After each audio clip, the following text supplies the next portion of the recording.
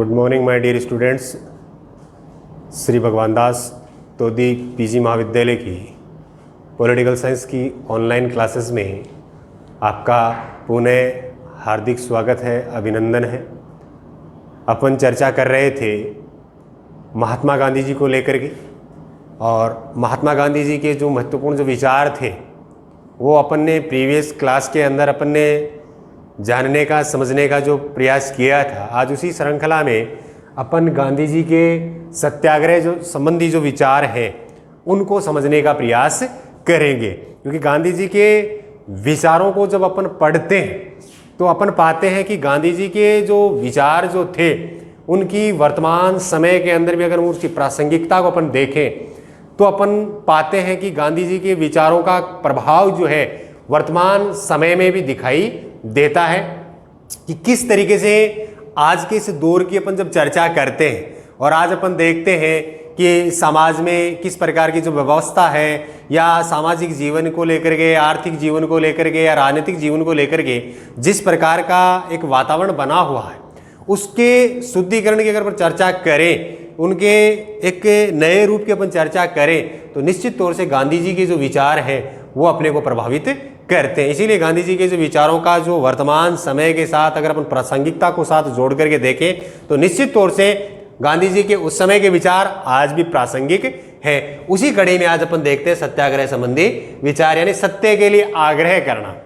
सत्याग्रह का जो सीधा सा अर्थ अपन लेते हैं सत्य के लिए आग्रह करना। और गांधी जी के विचारों को जब अपन पढ़ करके आगे बढ़ रहे थे तो अपन ने देखा था गांधी जी के संपूर्ण चिंतन पे उनके विचारों में सत्य व अहिंसा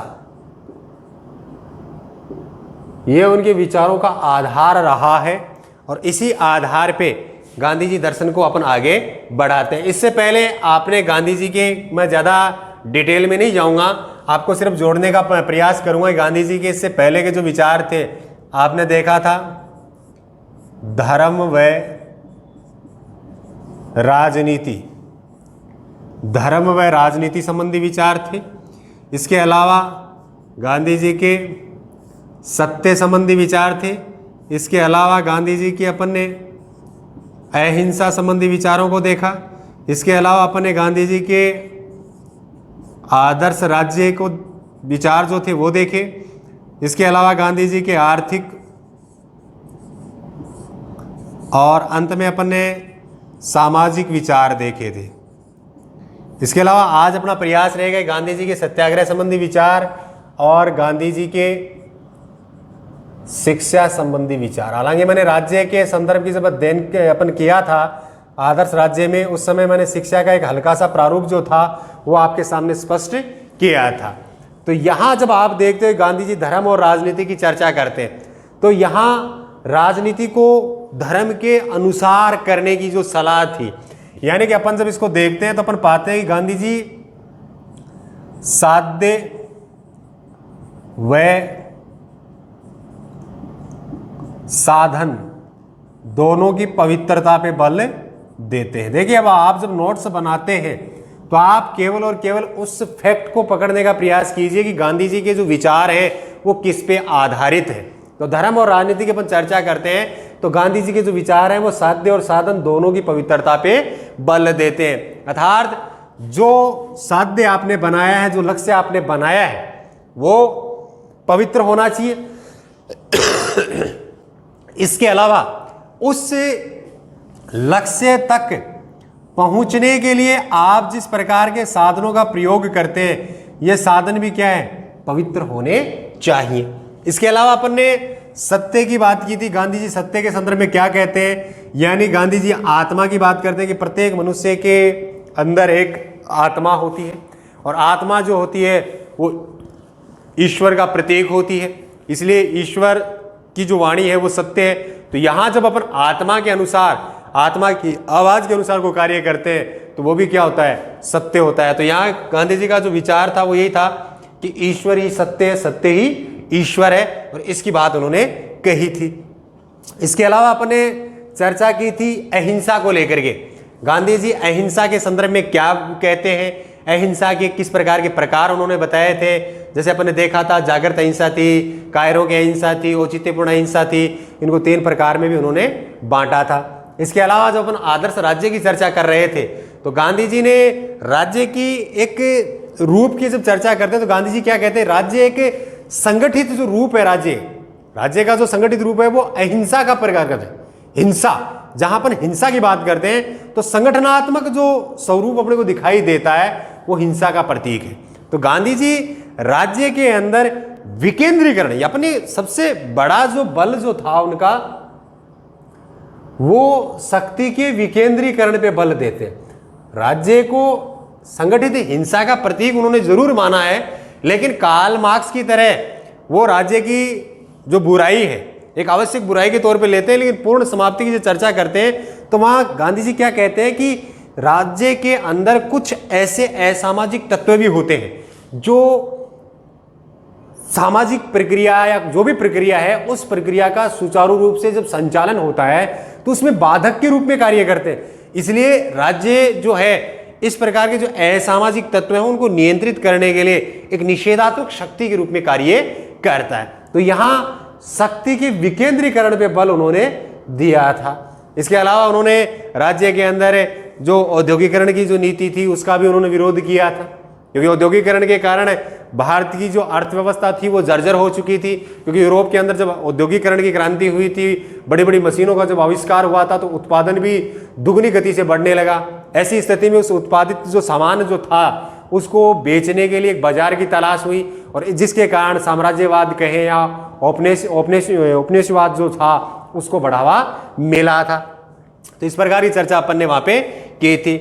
आर्थिक विचारों के रूप में भी गांधी जी ने किस प्रकार से जो सिद्धांत दिए थे, ट्रस्टीशिप का सिद्धांत था वो महत्वपूर्ण था इसके अंदर, उसको भी अपन ने देखा था। उन्होंने ट्रस्टीशिप के सिद्धांत में क्या कहा कि कोई भी व्यक्ति जो है उसको उसके पास आवश्यकता के अनुसार भूमि और धन होना चाहिए। आवश्यकता से अधिक अगर उसके पास भूमि है या संपत्ति जो भी है उसका एक ट्रस्ट बना करके उसको उसका संरक्षक बना दिया जाए, और उस भूमि का या उस धन का जो उपभोग है वो निर्धन लोगों के द्वारा किया जाए।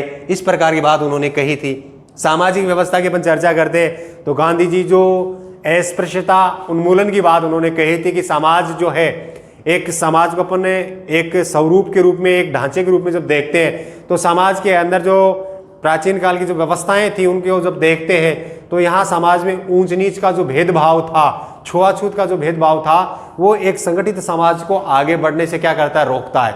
तो संपूर्ण समाज की तरक्की ही राष्ट्र की तरक्की है। इसलिए समाज में मनुष्यों के मध्य इस प्रकार का भेदभाव नहीं होना चाहिए। जो वर्ण व्यवस्था जो थी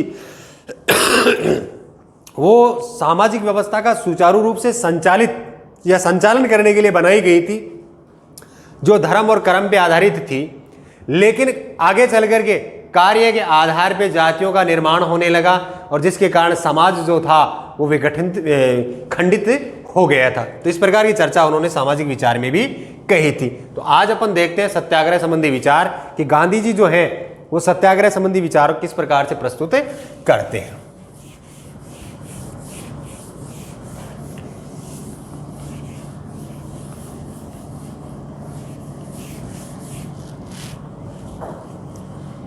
तो यहां आ गया सत्याग्रह, सत्य के लिए आग्रह करना। अब गांधी जी क्या कहते हैं कि मानव शरीर में एक आत्मा होती है, मानव शरीर में एक आत्मा होती है, और उस आत्मा पर कई बार क्या होता है कि एक झूठ की चादर जो होती है या उसकी एक परत बन जाती है।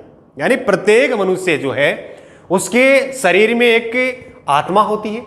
और अपन ने जब सत्य संबंधी जो विचार पढ़े थे उस समय में मैंने बताया था कि आत्मा जो होती है वो ईश्वर का प्रतीक होती है। लेकिन कई बार क्या होता है कि परिस्थितियां ऐसी बनती हैं, समय का चक्र जो है वो इस प्रकार से बनता है कि मनुष्य की उस आत्मा पे झूठ की जो चादर जो है उसका एक आवरण बन जाता है।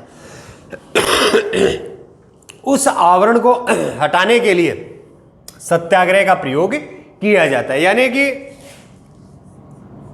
मानव है, मानव शरीर, और मानव शरीर में होती है कि यहां गांधी जी क्या कहते हैं, आत्मा। और ये अपन ने जब पहले देखा था आत्मा किसका प्रतीक है, आत्मा प्रतीक है ईश्वर का। आत्मा जो है वो ईश्वर का प्रतीक है। अब गांधी जी क्या कहते हैं कि कुछ परिस्थितियों वंश यहां इस आत्मा पे क्या होता है, यह जो आवरण बन रहा है ये एक झूठ का आवरण है।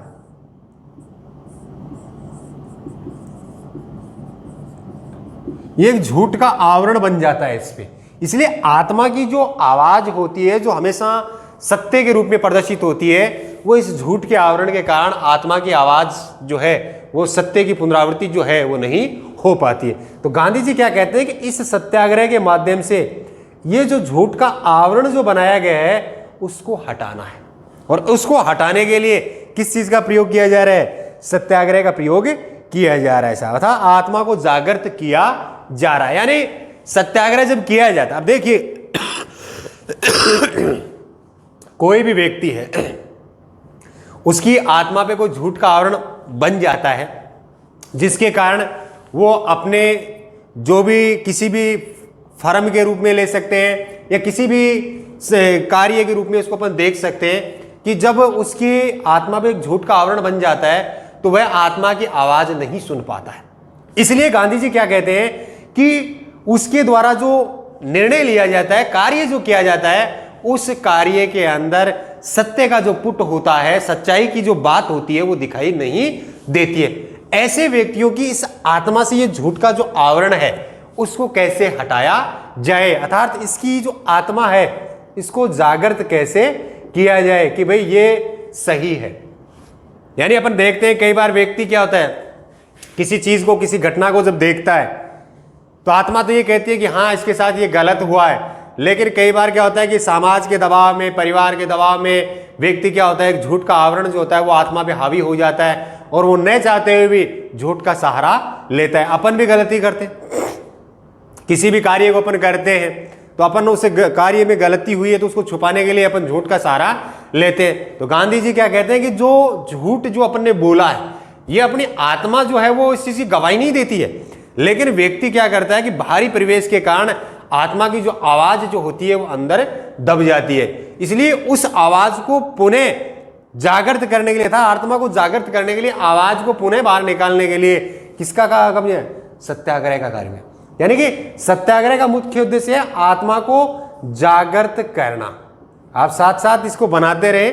आत्मा को जागृत करने के लिए गांधी जी जो है वो सत्याग्रह की बात करते हैं। अब देखिए अपन आगे देखेंगे कि सत्याग्रह और निष्क्रिय प्रतिरोध में क्या अंतर होता है। गांधी जी सत्याग्रह और निष्क्रिय प्रतिरोध की जो चर्चा करते हैं उसमें क्या अंतर होता है उसको भी अपन देखने का प्रयास करेंगे। इसके अलावा जो सत्याग्रह है, सत्याग्रह का कोई भी व्यक्ति जब प्रयोग करता है तो एक सत्याग्रही ही सत्याग्रह का प्रयोग कर सकता है। इसके लिए उसके कुछ गुण हैं जो गांधी जी ने बताए, वो भी आप लिख लीजिए। मैं इसको मिटा देता हूं।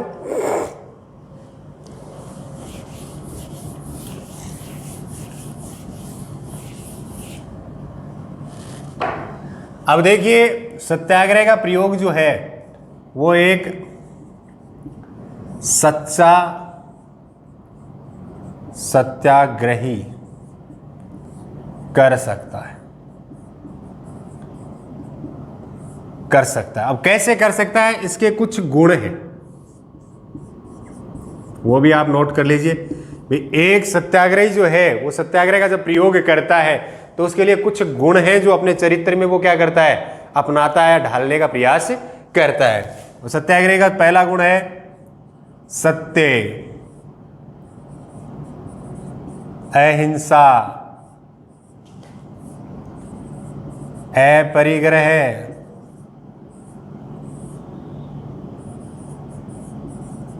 आशावाद। इस प्रकार के जो गुण उन्होंने बताए थे। इसके अलावा शारीरिक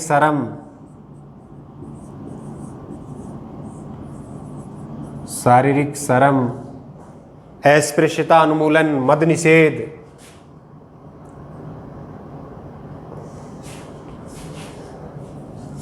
अस्पृश्यता उन्मूलन, मद निषेध, निःशुल्क शिक्षा,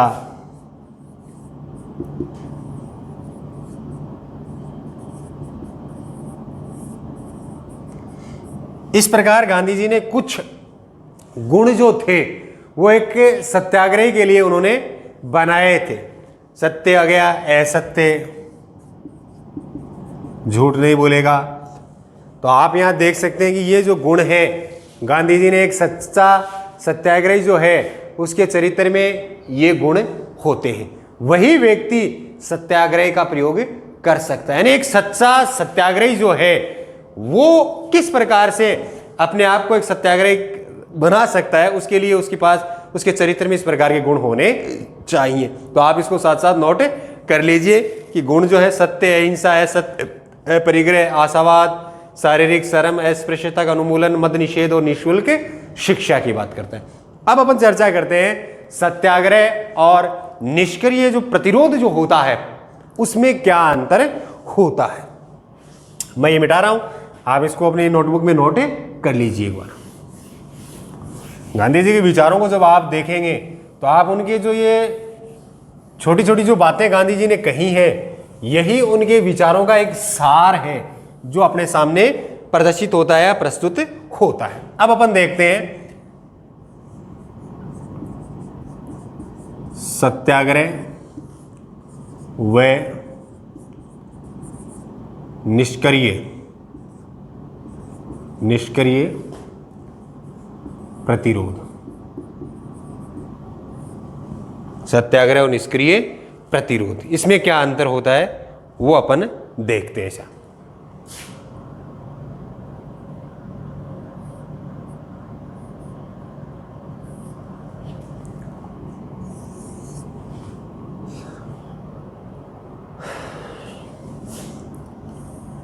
अब देखिए सत्याग्रह जो होता है इसमें क्या होता है कि जो सत्याग्रही जो होता है ये स्वयं कष्ट सहन करता है। सत्याग्रह में क्या होता है,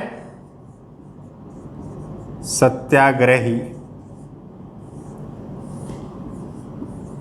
स्वयं कष्ट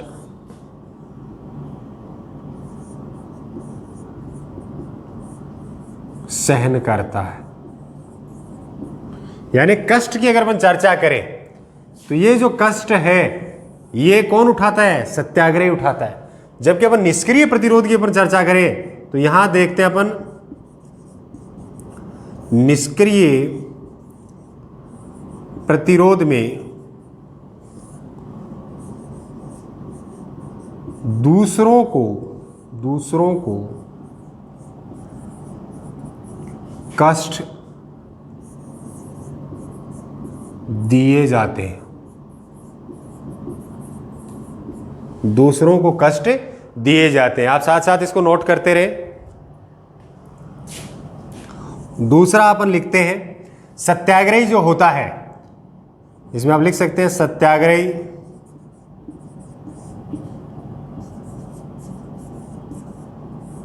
पूर्णतः अहिंसा का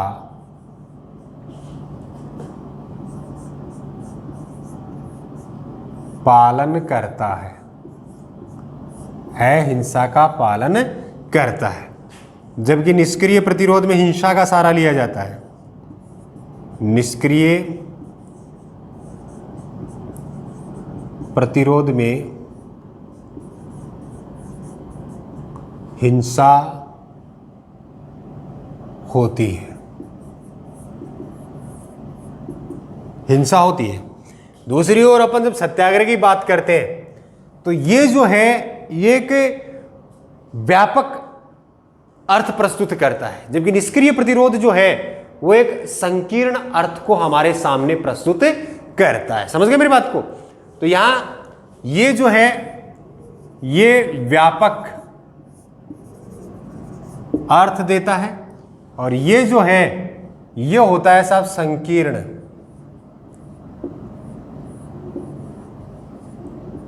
ये संकीर्ण अर्थ में अर्थात अपन देख सकते हैं कि सत्याग्रह जो है ये एक व्यापक अर्थ अर्थात व्यापक अवधारणा और ये संकीर्ण अर्थ अर्थात संकीर्ण अवधारणा है। ये अपन बेसिकली इसमें अंतर कर सकते हैं साहब। अब देखिए आपको समझ में आ गया कि गांधी जी के विचारों में जब हम सत्याग्रह और निष्क्रिय प्रतिरोध की अपन चर्चा करते हैं तो सत्याग्रह और निष्क्रिय प्रतिरोध में बेसिकली अंतर क्या है, अपन इस अंतर को देखते हैं तो अपन पाते हैं कि पहला है कि सत्याग्रही स्वयं कष्ट जो है सहन करता है, दूसरों को पीड़ा नहीं देता है। जो भी कष्ट जो है वो स्वयं सहन करता है और उसी के आधार पे वो सामने वाले की आत्मा जो है उसमें परिवर्तन अर्थात हृदय परिवर्तन लाने की पूरी कोशिश करता है, इसलिए वो स्वयं कष्ट सहन करता है। जबकि निष्क्रिय प्रतिरोध में कष्ट जो है वो दूसरे को दिए जाते हैं। अपन किसी भी चीज का निष्क्रिय प्रतिरोध करते हैं तो अपन उस कार्य में सक्रिय नहीं रहते हैं तो निश्चित तौर से दूसरे को उस चीज से क्या होती है, पीड़ा होती है, क्योंकि अपन किसी चीज का एक पार्ट है और वहां पे अपन निष्क्रिय हो जाए तो निश्चित तौर से जिसके अपन पार्ट हैं वहां उस पे वर्कलोड जो होगा वो ज्यादा होगा, इसलिए उसको पीड़ा भी होगी, उस कार्य को वो करेगा।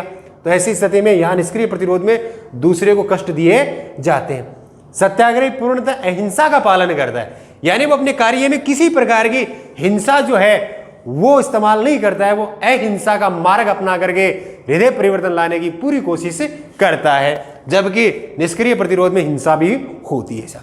इसके अलावा सत्याग्रह जो है वो एक व्यापक अवधारणा है, व्यापक अर्थ प्रस्तुत करती है, जबकि निष्क्रिय प्रतिरोध जो है वो एक संकीर्ण अर्थ प्रस्तुत करती है, एक संकीर्ण अवधारणा के रूप में अपन इसको देखते हैं। तो गांधी जी जो थे वो सत्याग्रह संबंधी जो विचार जो थे गांधी जी के वो इस प्रकार से हमारे सामने आते हैं। इसके अलावा अपन गांधी जी की जब शिक्षा संबंधी विचारों की अपन चर्चा करते हैं तो गांधी जी शिक्षा के लिए क्या कहते हैं कि निःशुल्क अनिवार्य शिक्षा की बात गांधी जी ने कही थी राज्य के अंदर।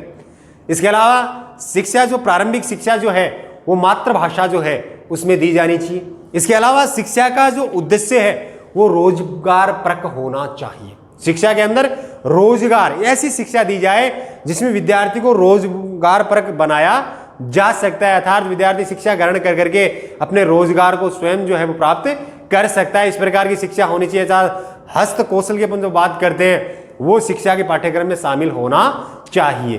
तो इस प्रकार की जो चर्चाएं जो थी वो गांधी जी ने अपने शिक्षा संबंधी विचारों के अंदर कही थी। उच्च शिक्षण संस्थान के अंदर भी गांधी जी जो है वो कहते हैं कि एक बड़ी एग्जाम का आयोजन हो जिसमें योग्य व्यक्ति को ही आगे की जो शिक्षा है वो दी जानी चाहिए। तो इस प्रकार के विचारों को जब अपन देखते हैं गांधी जी के तो निश्चित तौर से अपन गांधी जी के सामाजिक, आर्थिक, धार्मिक या सत्याग्रह संबंधी, शिक्षा संबंधी, नारी संबंधी, राज्य संबंधी, धर्म और राजनीति के संबंधी जो विचार जो थे वही गांधी जी के जब हम विचारों को पढ़ते हैं तो निश्चित तौर से अपन को उनके विचारों की जो वर्तमान समय की जो पीड़ाएं हैं उनके साथ अगर उनको जोड़ करके देखें तो निश्चित तौर से उनके विचार आज भी अपने को प्रासंगिक नजर आते हैं। तो आज की क्लास में गांधी जी के सत्याग्रह संबंधी विचार और शिक्षा संबंधी जो विचार थे, हालांकि मैंने शिक्षा संबंधी विचार राज्य के अंदर बता दिए थे लेकिन फिर भी मैंने इनको जोड़ने का प्रयास किया है गांधी जी किस प्रकार की शिक्षा की बात करते थे। तो आज की क्लास में अपन इतना ही देखेंगे। अगली क्लास में अपन एक नए अध्याय के साथ फिर उपस्थित होंगे। तब तक के लिए धन्यवाद।